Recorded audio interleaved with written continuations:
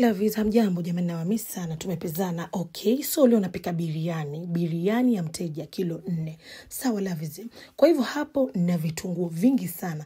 Lakini kwa nini nihangaike wakati Brinax wametuletea salad machine?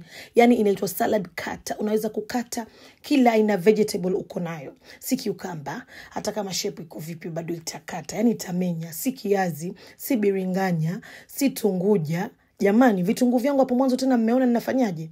Alafu na karoti pia, yani ina sehemu aina 5 kwa ajili ya kukata size unayotaka na kitu unachotaka. Wana wataka ile nyembamba sana, wataka tomato yako iwe hivi, wataka iwe vile.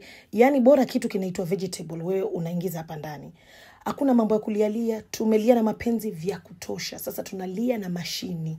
Unaika pesa unanunua mashine unakwenda nalo. Yani hauchoki kabisa, hakuna kupoteza muda jikoni. Hatuwezi kufanya kazi tutafute pesa na baada tukija nyumbani tunshinda kukatakata mavitunguu, kukatakata sijui nini mpaka visu tu.